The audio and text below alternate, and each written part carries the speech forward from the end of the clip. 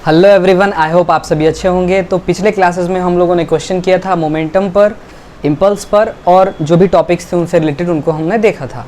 आज के क्लास में हम लोग बात करेंगे, अपने टॉपिक को आगे बढ़ाएंगे और इसमें हम लोग बात करेंगे फोर्स, उनके टाइप्स क्या होते हैं, कितने फोर्सेस हमको पढ़ने हैं, इन सभी चीज़ों के बारे में।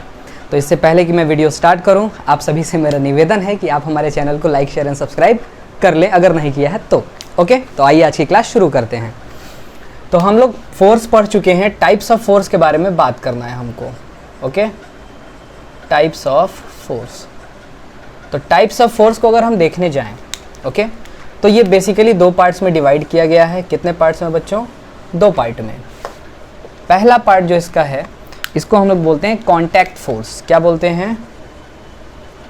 Contact force. अब ये कांटेक्ट फोर्स क्या होता है आगे मैं समझाऊंगा। दूसरे पार्ट को हम लोग कहते हैं non contact force. Non contact force.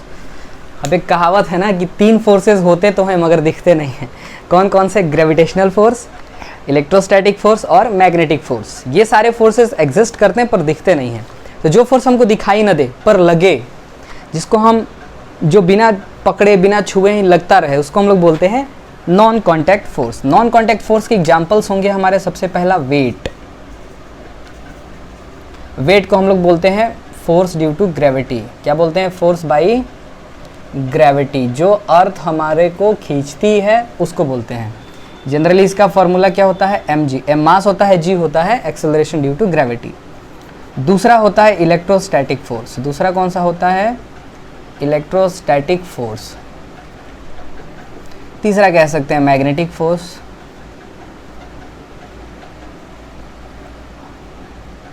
ETC लगा देते हैं। ओके, कितना लिखेंगे? तो ये देखो, ये दोनों आपको पढ़ना है 12th क्लास में, 11th में इसके बारे में पढ़ना है। इवन ग्रेविटेशन भी आपको पढ़ना है। ओके, अब यहाँ पर कांटेक्ट फोर्स के एग्जांपल्स क्या होते हैं? तो सबसे पहला आ गया नॉर्मल रिएक्शन। Normal reaction. दूसरा आ गया टेंशन। तीसरा आ गया स्प्रिंग फोर्स और चौथा आ गया फ्रिक्शन। फ्रिक्शन के बारे में अलग से हम लोग पढ़ेंगे, तो यहाँ पर मैं थोड़ा कम ही बताऊंगा। जब फ्रिक्शन के टॉपिक को लेके आऊँगा तो उसमें हम लोग इसको और अच्छे से पढ़ेंगे। ओके, तो ये सारी चीज़ें हमको डिस्कस करनी है। तो कांटेक्ट फोर्स वो फोर्सेस जो कहीं ना कहीं कांटेक्ट होने पर लगे। जैसे अगर मैं अभी इस मार्कर को पकड़ा हुआ हूँ तो मेरे और मार्कर के बीच में कांटेक्ट है, तो यहाँ पर एक फोर्स लग रहा है, कांटेक्ट फोर्स। ओके, इसको बोलते हैं कांटेक्ट फोर्स। ठीक है, और क्या एग्जांपल है? अगर मेरे ऊपर फैन चल रहा है, यहाँ पर इसको मैंने अगर क्लिप किया हुआ है, दबाया हुआ है, इस बोर्ड को मैंने हैंग किया हुआ है, तो कहीं ना कहीं तो ये कांटेक्ट है। वो अगर जो भी मैं अपना रिकॉर्डर कर रहा हूँ उसको भी ट्राइपॉड में मैंने दबा के पकड़ा हुआ है, तो ये सब क्या है? कांटेक्ट फोर्सेज हैं। ठीक है, तो आइए अब इनको थोड़ा समझते हैं। हमको कुछ फोर्सेस के बारे में यहाँ पर समझना है जो कैसे काम करते हैं। जैसे ही ये जान लेंगे उसके बाद हम FBD के बारे में बात करेंगे। ठीक है, तो सबसे पहला हमारा हो गया वेट। वेट के बारे में मैं आपको पिक्चोरियल फॉर्म में समझा भी दूंगा और बता भी दूंगा ये कैसे काम करता है। मान लेते हैं ये इसका मास हो गया m, बॉडी है कोई रखी हुई है। वेट हमेशा वर्टिकली डाउनवर्ड लगेगा, चाहे दुनिया में तुम कहीं भी लेके चले जाओ। चाहे ऐसे रखवा लो इसको, चाहे तुम ऐसे रखवा लो, चाहे तुम, ये सब इंक्लाइंड प्लेन वगैरह हैं, चाहे तुम इसको मतलब कैसे भी रखवा लो, वेट हमेशा वर्टिकली डाउनवर्ड। तो इस केस में कैसे लगेगा? इसका एक पॉइंट होता है जिसको हम लोग बोल सकते हैं सेंटर। वहाँ से कहाँ लगता है? नीचे की तरफ। और कैसे दिखाते हैं? W से।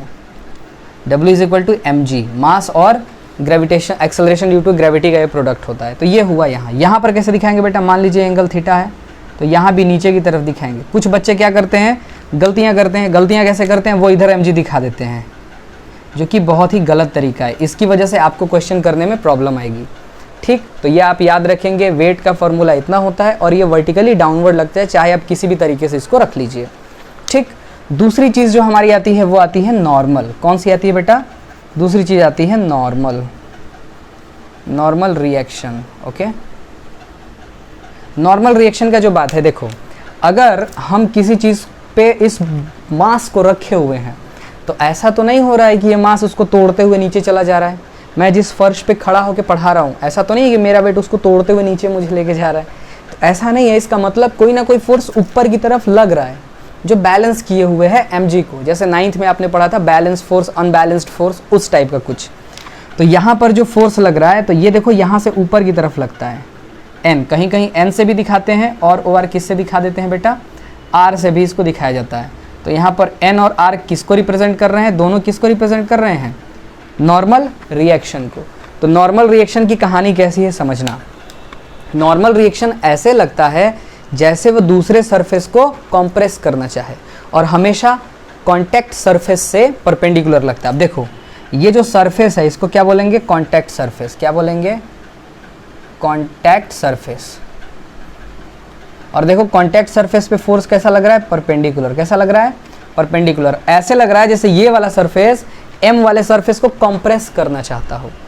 यहाँ पर आपको समझ में आया। आइए कुछ और मैं आपको समझा देता हूँ। मान लो ऐसे रखा हुआ है दो ब्लॉक, ठीक है, दो ब्लॉक रखे हुए हैं, ये m1 है, ये m2 है। अब देखो एक दो यहाँ पर नॉर्मल निकल के आएंगे, है ना। यहाँ पे देखो ध्यान से, ये हमारा हो गया कॉन्टैक्ट सरफेस। क्या हो गया, कॉन्टैक्ट सरफेस। नॉर्मल कैसे लगेगा, ऊपर की तरफ ऐसे n। समझ में आ रहा है। तो इस सरफेस पे ये ऊपर की तरफ यानी कॉन्टैक्ट सरफेस के परपेंडिकुलर और always try to compress the other body, दूसरे बॉडी को कंप्रेस करना चाहता है।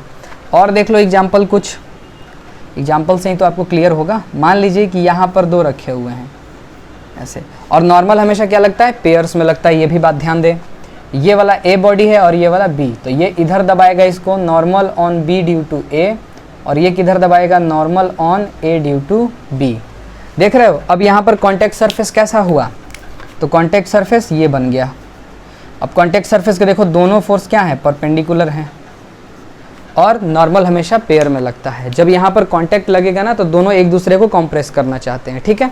तो ये कुछ चीज़ें थी हमारी किससे रिलेटेड, तो ये हमारी चीज़ें रिलेटेड थी किससे, नॉर्मल रिएक्शन से। एक चीज़ और, नॉर्मल रिएक्शन यहाँ कैसे दिखाया जाएगा, तो यहाँ कॉन्टैक्ट सरफेस यहाँ है और ऐसे ऊपर की तरफ दिखाया जाएगा।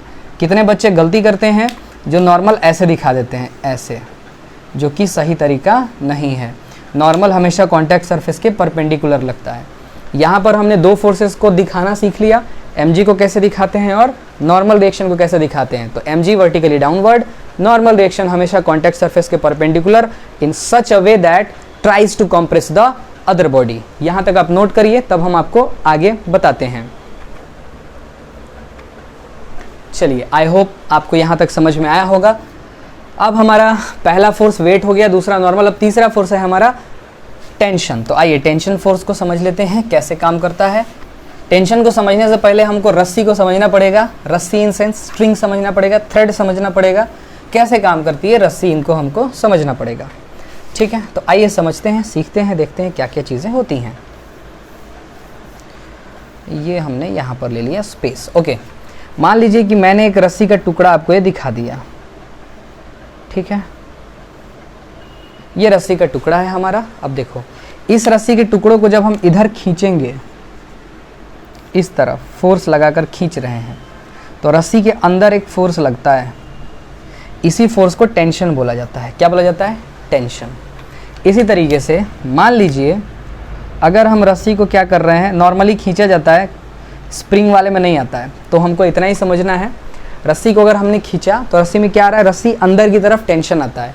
तो अगर हम दिखाना चाहें, मान लो हमारे पास क्या है कि एक हमने पुली ले लिया है ऐसे।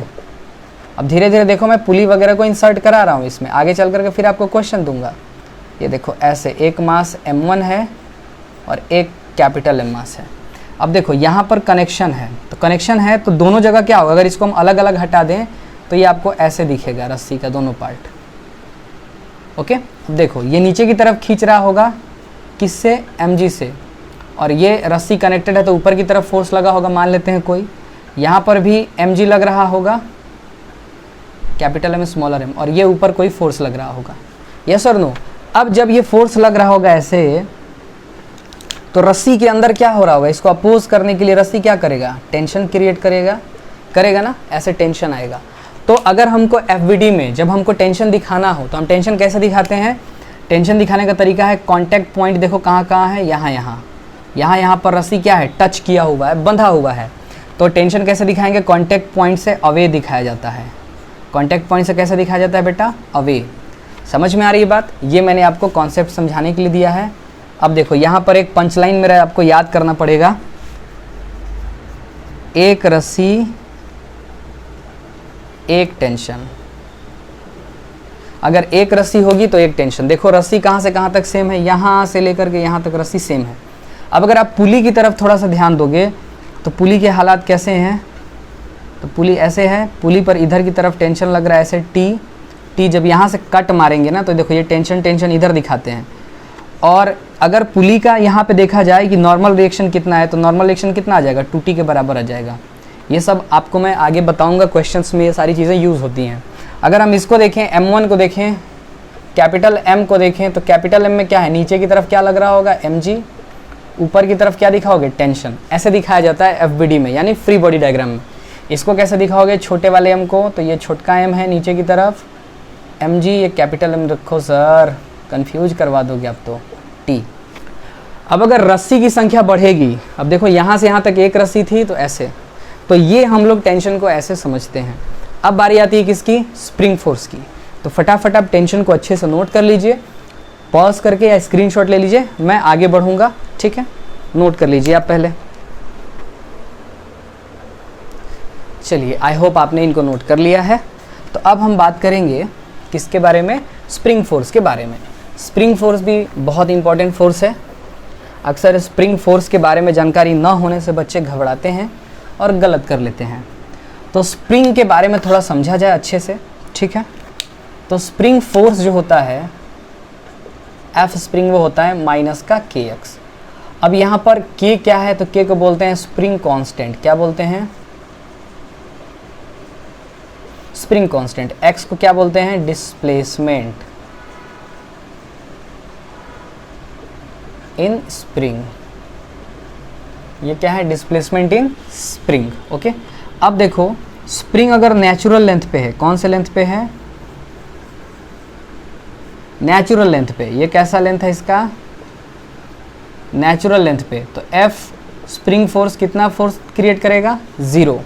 लेकिन अगर, अब यहाँ से समझना है, अगर स्प्रिंग को हमने क्या कर दिया, एक्सटेंशन दे दिया, एक्सटेंशन मतलब खींचा गया, उसकी लेंथ को बढ़ा दिए, है कि नहीं। तो इस केस में क्या होगा, हमने खींच दिया तो क्या होगा, अगर हमने x खींचा है तो स्प्रिंग उसको वापस लाने की कोशिश करता है। क्या करता है, वापस लाने की। और वो फोर्स कितना लगाएगा, F स्प्रिंग माइनस kx। ध्यान देना बेटा, अगर डायरेक्शन दिखा दोगे तो माइनस लगाने की ज़रूरत नहीं है, क्योंकि तुमने डिस्प्लेसमेंट इस तरफ किया है तो फोर्स उसके उल्टा लगता है।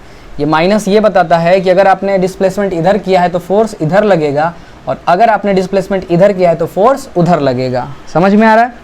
तो कभी कभी जब हम न्यूमेरिकल करते हैं तो हम इसके डायरेक्शंस, यानी ये माइनस नहीं दिखाते हैं, डायरेक्ट kx दिखा देते हैं, ठीक है। अभी मैं बता दूंगा कैसे।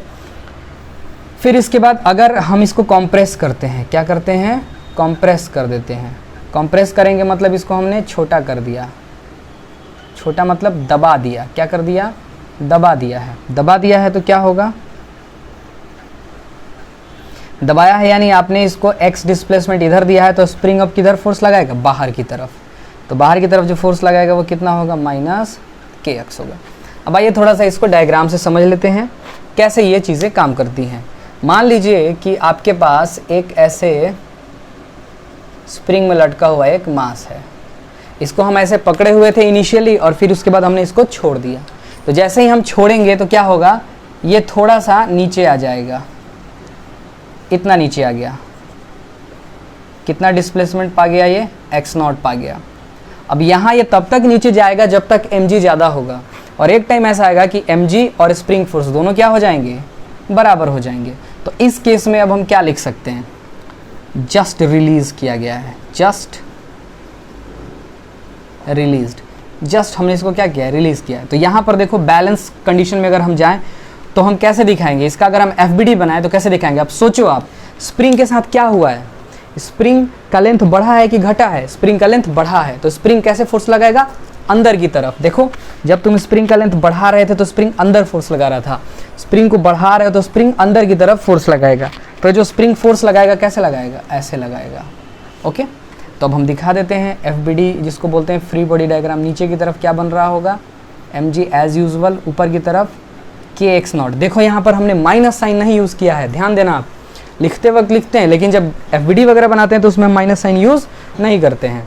तो यहाँ पे फॉर इक्विलिब्रियम की अगर बात हो जाए, फॉर इक्विलिब्रियम की अगर बात करें तो ये बॉडी कहीं चल नहीं रही, इसका मतलब कि सारे फोर्सेस का सम क्या है, 0 है। इक्विलिब्रियम मैंने पढ़ाया था फर्स्ट लेक्चर में, उसको आप ध्यान से देखेंगे तो फर्स्ट या सेकंड लेक्चर में बताया था। तो यहाँ पर क्या हो जाएगा कि x not is equal to m g हो जाएगा, तो एक्स नॉट की वैल्यू आ जाएगी एम जी बाई के। ऐसे क्वेश्चंस भी आते हैं, ठीक है। तो आप इनको नोट कर लीजिए। यहाँ पर हम लोगों ने एम जी को देखा, टेंशन को देखा, नॉर्मल को देखा, स्प्रिंग फोर्स देखा। फटाफट आप इनको नोट कर लीजिए, तब हम आपको आगे बताते हैं। तो इस क्लास में हम लोगों ने देखा कि फोर्सेस कितने टाइप के होते हैं, contact force, non contact force, कैसे इनको दिखाया जाता है, कौन से हमारे सिलेबस में, इनको हम लोगों ने देखा। आई होप आपको ये सारी चीज़ें समझ में आई हैं। अगर समझ में आती है तो प्लीज़ आप हमारे चैनल को लाइक, शेयर एंड सब्सक्राइब करें अगर नहीं किया है तो, और ऐसे ही देखते रहें, सीखते रहें, क्योंकि जब तक सीखने का जज्बा है तब तक जीतने का जज्बा है। That's all for today.